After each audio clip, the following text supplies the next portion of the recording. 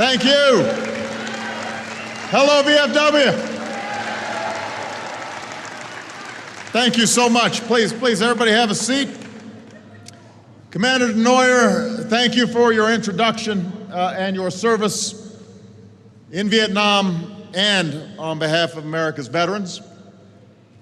I want to thank your Executive Director, Bob Wallace, your next commander, who I look forward to working with, John Hamilton, and to Gwen Rankin, Leanne Lemley, and the entire Ladies Auxiliary. Thank you for your patriotic service to America.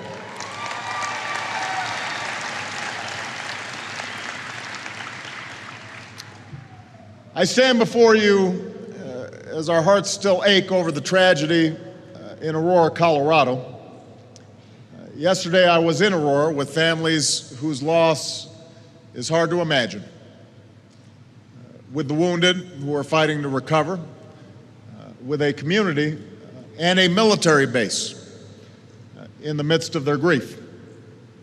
And they told me of the loved ones they lost, and here today it's fitting to recall those who wore our nation's uniform.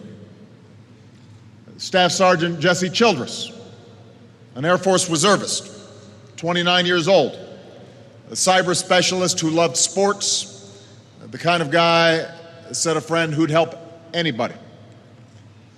Petty Officer 3rd Class John Larimer, 27 years old, who, like his father and grandfather before him, joined the Navy and who is remembered as an outstanding shipmate. Rebecca Wingo, 32 years old, a veteran of the Air Force, fluent in Chinese, who served as a translator, a mother whose life will be an inspiration to her 2 little girls. And Jonathan Blunt from Reno, just 26 years old, but a veteran of 3 Navy tours, whose family and friends will always know that in that theater he gave his own life to save another. These young patriots were willing to serve in faraway lands, yet they were taken from us here at home. And yesterday I conveyed to their families a message on behalf of all Americans. We honor your loved ones. We salute their service. And as you summon the strength to carry on and keep bright their legacy, we stand with you as one united American family.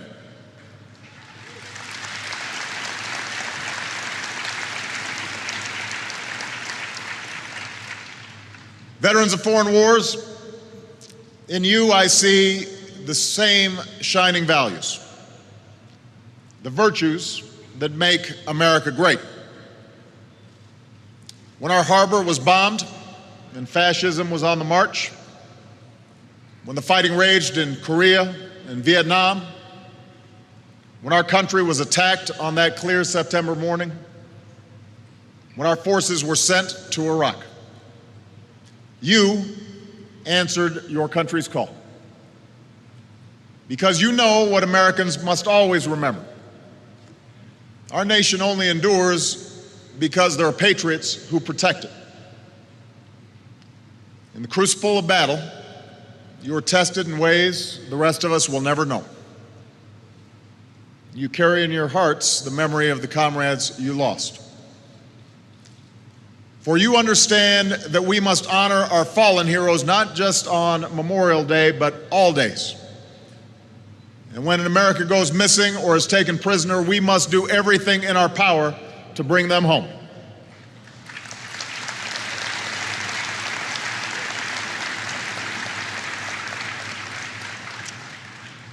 Even after you took off the uniform, you never stopped serving. You took care of each other, fighting for the benefits and care you had earned. And you've taken care of the generations that followed, including our newest veterans from Iraq and Afghanistan. On behalf of all our men and women in uniform, and on behalf of the American people, I want to thank you, VFW. Thank you for your outstanding work.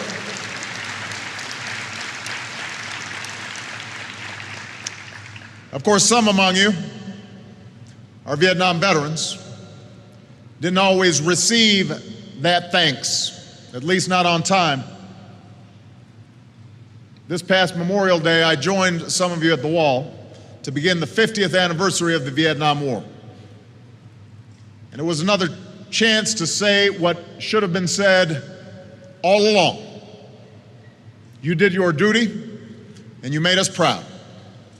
And as this 50th anniversary continues, I'd ask all our Vietnam vets to stand or raise your hand as we say thank you and welcome home.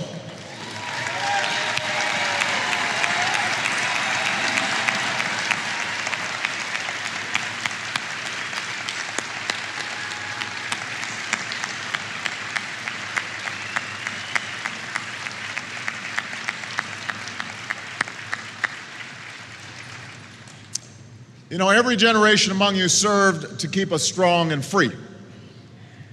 And it falls to us, those that follow, to preserve what you won. 4 years ago, I stood before you at a time of great challenge for our nation. We were engaged in 2 wars. Al-Qaeda was entrenched in their safe havens in Pakistan. Many of our alliances were frayed. Our standing in the world had suffered. We were in the worst recession of our lifetimes. Around the world, some questioned whether the United States still had the capacity to lead. So 4 years ago, I made you a promise. I pledged to take the fight to our enemies and renew our leadership in the world. As president, that's what I've done. And as you reflect,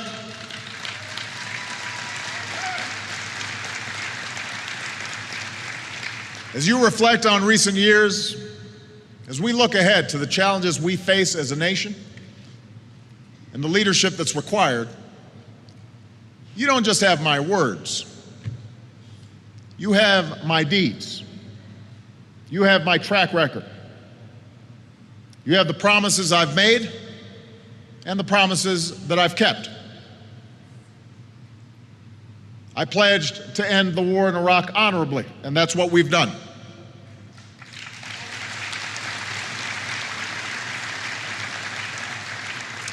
After I took office, we removed nearly 150,000 U.S. troops from Iraq, and some said that bringing our troops home last year was a mistake.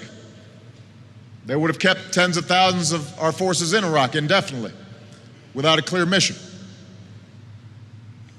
Well, when you're commander-in-chief, you owe the troops a plan. You owe the country a plan. And that includes recognizing not just when to begin wars, but also how to end them. So we brought our troops home responsibly. They left with their heads held high, knowing they gave Iraqis a chance to forge their own future. And today there are no Americans fighting in Iraq, and we are proud of all the Americans who served there.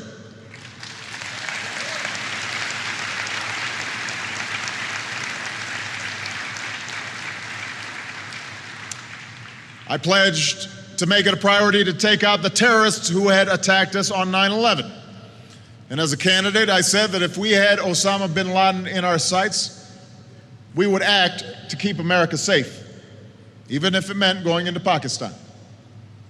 Some of you remember at the time, that comment drew quite a bit of criticism. But since I took office, we've worked with our allies and our partners to take out more top al-Qaeda leaders than any time since 9/11. And thanks to the courage and the skill of our forces, Osama bin Laden will never threaten America again, and al-Qaeda is on the road to defeat.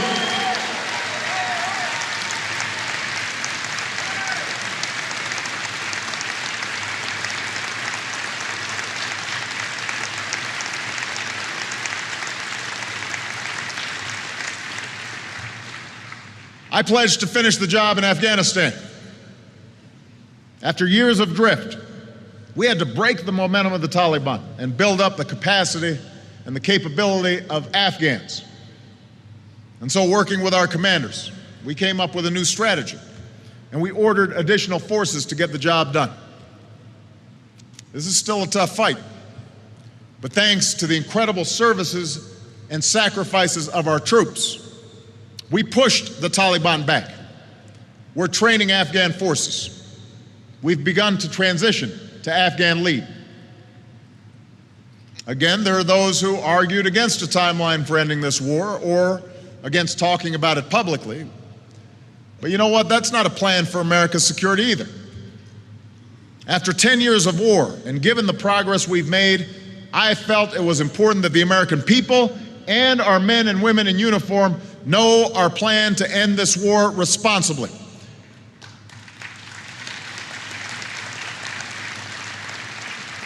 And so by the end of this summer, more than 30,000 of our troops will have come home. Next year, Afghans will take the lead for their own security. In 2014, the transition will be complete. And even as our troops come home, we'll have a strong partnership with the Afghan people, and we will stay vigilant. So Afghanistan is never again a source for attacks against America.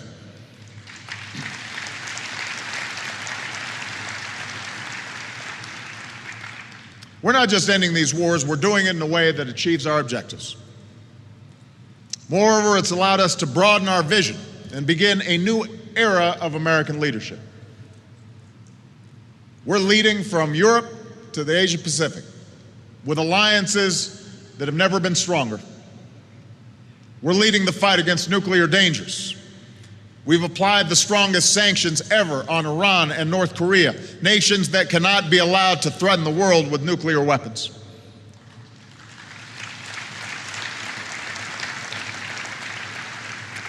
We're leading on behalf of freedom, standing with people in the Middle East and North Africa as they demand their rights, protecting the Libyan people as they rid the world of Muammar Gaddafi. Today, we're also working for a transition so the Syrian people can have a better future, free of the Assad regime. And given the regime's stockpiles of chemical weapons, we will continue to make it clear to Assad and those around him that the world is watching and that they will be held accountable by the international community and the United States should they make the tragic mistake of using those weapons.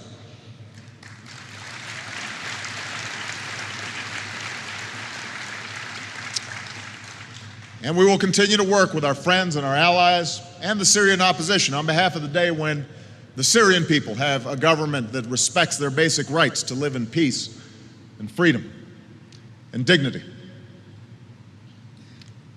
Because we're leading around the world, people have a new attitude toward America. There's more confidence in our leadership. We see it everywhere we go. We saw it as grateful Libyans waved American flags. We see it across the globe when people are asked, which country do you admire the most? One nation comes out on top, the United States of America.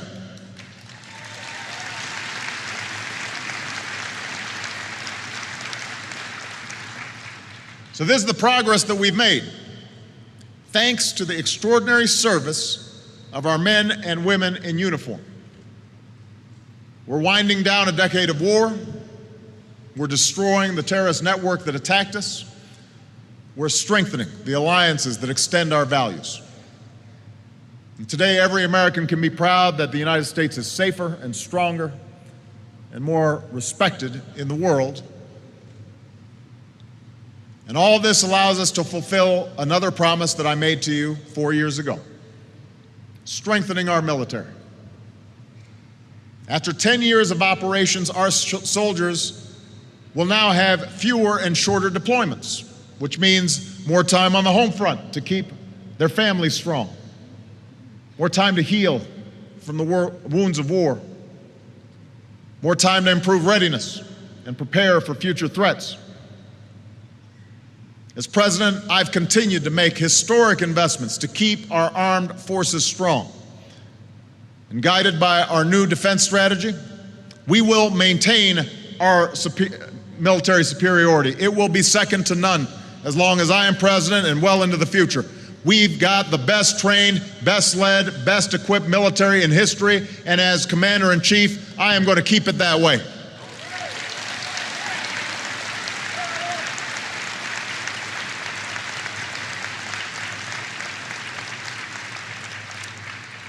And by the way, given all the rhetoric lately, It is political season. Let's also set the record straight on the budget. Those big across-the-board cuts, including defense, that Congress said would occur next year if they couldn't reach a deal to reduce the deficit. Let's understand, first of all, there's no reason that should happen, because people in Congress ought to be able to come together and agree on a plan, a balanced approach that reduces the deficit and keeps our military strong. It should be done. And there are a number of Republicans in Congress who don't want you to know that most of them voted for these cuts. Now they're trying to wriggle out of what they agreed to do. Instead of making tough choices to reduce the deficit, they'd rather protect tax cuts for some of the wealthiest Americans, even if it risks big cuts in our military. And I've got to tell you, VFW, I disagree. If the choice is between tax cuts that the wealthiest Americans don't need and funding our troops that they definitely need to keep our country strong, I will stand with our troops every single time.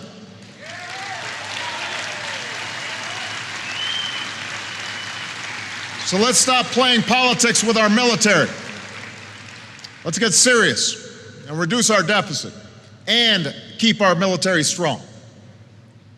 Let's take some of the money that we're saving because we're not fighting in Iraq and because we're winding down in Afghanistan, use half that money to pay down our deficit. Let's use half of it to do some nation building here in the United States of America.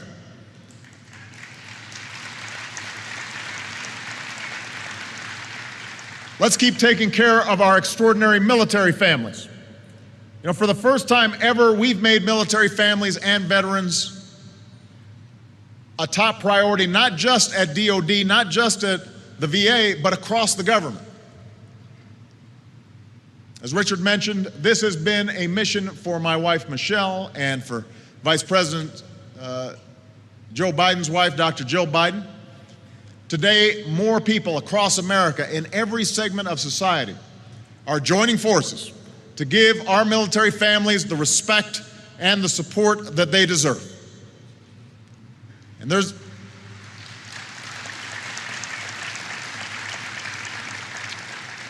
another way we can honor those who serve.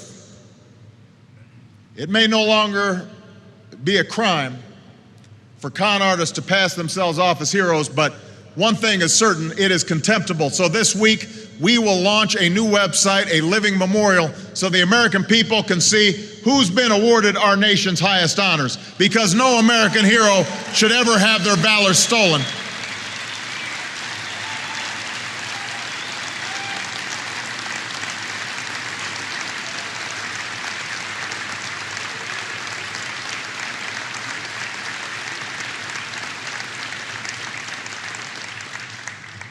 This leads me to another promise I made 4 years ago: upholding America's sacred trust with our veterans.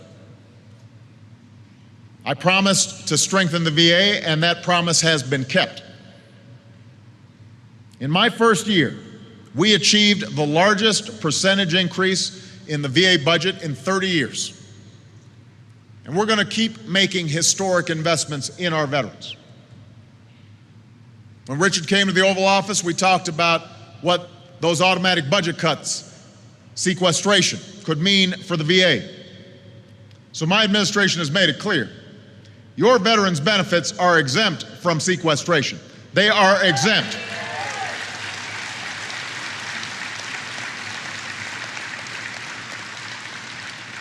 And because advance appropriations is now the law of the land, veterans' health care is protected from the budget battles in Washington.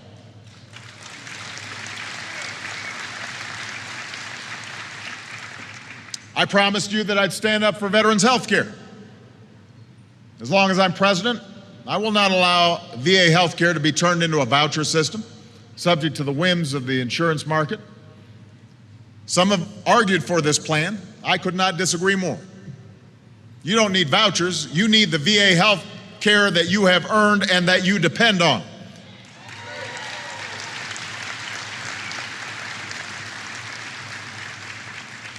So we've made dramatic investments to help care for our veterans.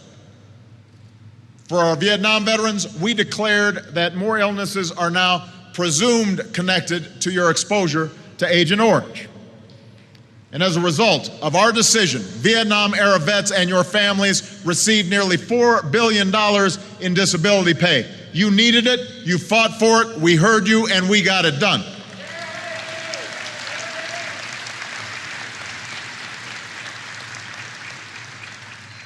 We've added mobile clinics for our rural veterans, more tailored care for our women veterans, unprecedented support for veterans with traumatic brain injury.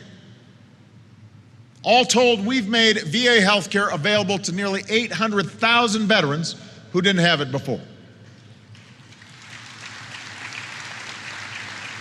And we're now supporting caregivers and families with the skills and the stipends to help care for the veterans that they love. Of course, more veterans in the system means more claims.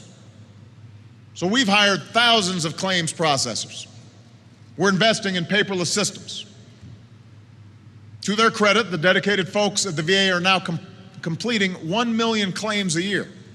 But there's been a tidal wave of new claims. And when I hear about veterans waiting months or years for your benefits, it is unacceptable. And we are doing something about it.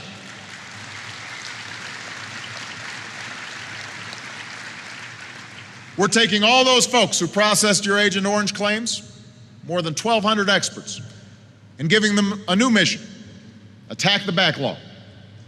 We're prioritizing veterans with the most serious disabilities.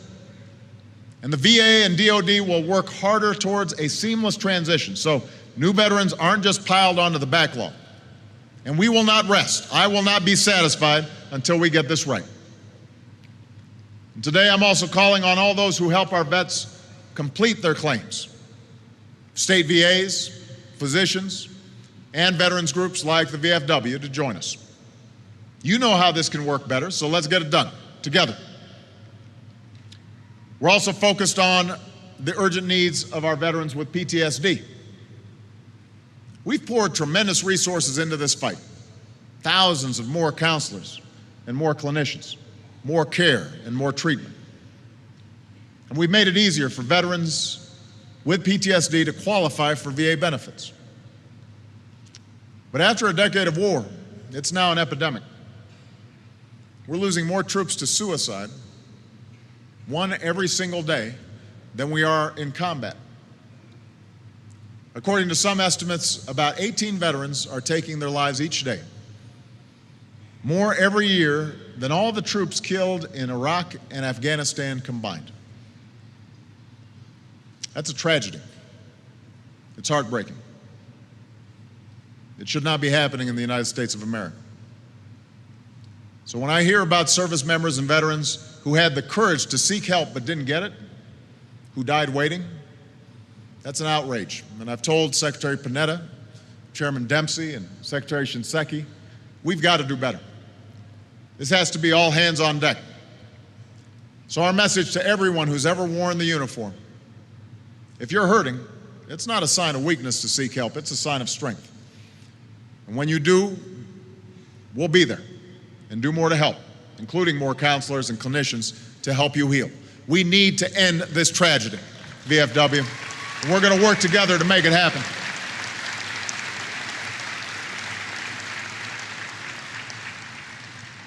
So too with our campaign to end homelessness among our veterans. We've now helped to bring tens of thousands of veterans off the streets and into permanent housing. This has to be a core mission because every veteran who has fought for America ought to have a home in America.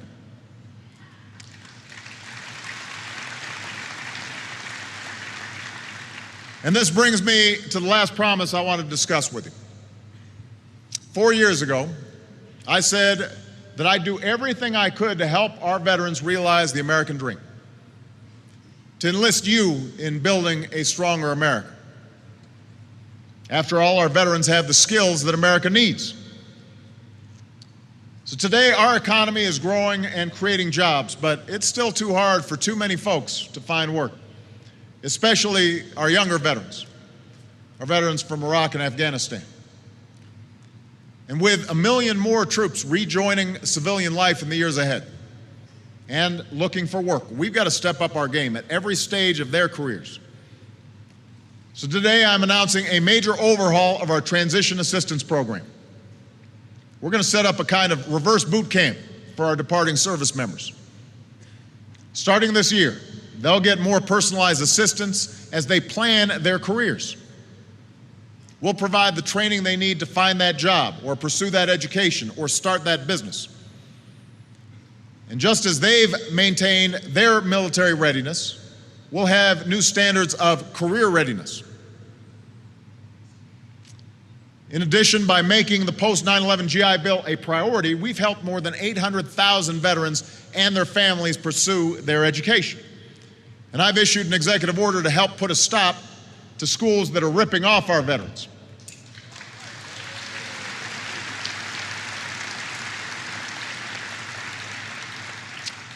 I've directed the federal government to step up on jobs.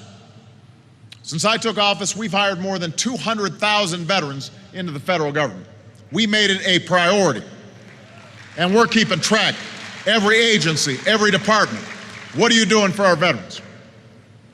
I've challenged community health centers to hire thousands of veterans as physicians and nurses.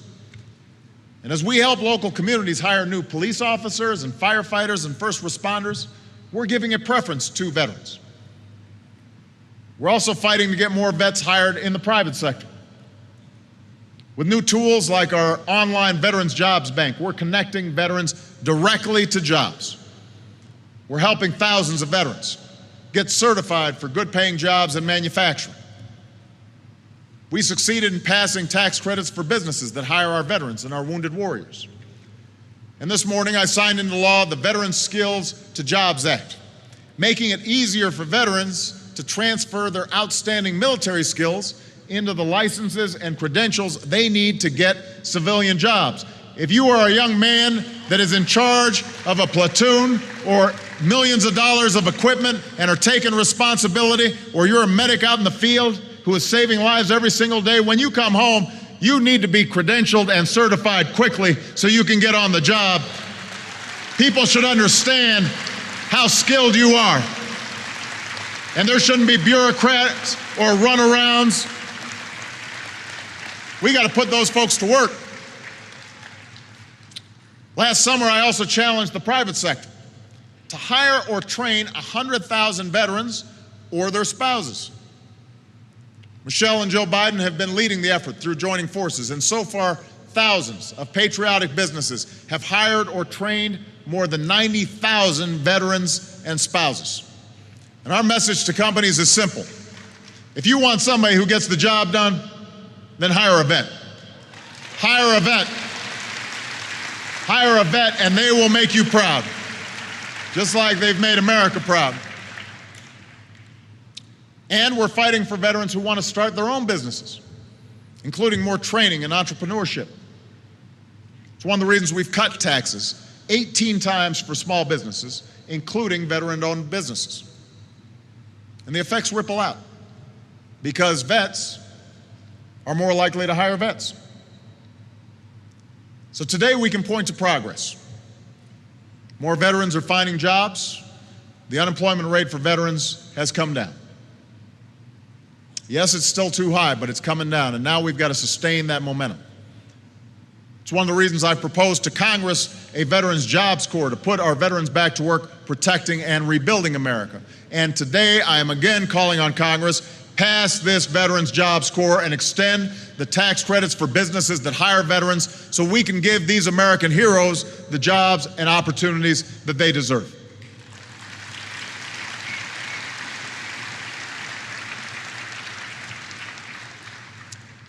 So VFW, these are the promises that I made. These are the promises that I've kept. Where we still have more work to do, we will not rest. That's my vow to you. I've got your back. I've got your six. Because we have a solemn obligation to all who serve, not just for the years you're in uniform, but for all the decades that follow. And because even though today's wars are ending, the hard work of taking care of our newest veterans has only just begun. Just as you protected America, we're going to pass our country to the next generation, stronger and safer and more respected in the world. So if anyone tries to tell you that our greatness is past, that America is in decline, you tell them this: just like the 20th century, the 21st century is going to be another great American century. For we are Americans, blessed with the greatest form of government ever devised by man, a democracy dedicated to freedom and committed to the ideals that still light the world. We will never apologize for our way of life. We will never waver in its defense. We are a nation that freed millions and turned adversaries into allies. We are the Americans who defended the peace and turned back aggression.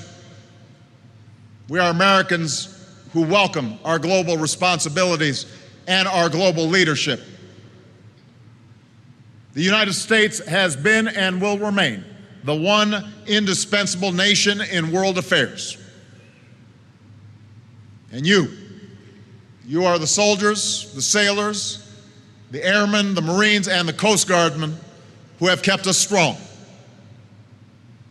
We will honor your legacy, and we will ensure that the military you served and the America that we love remains the greatest force for freedom that the world has ever known.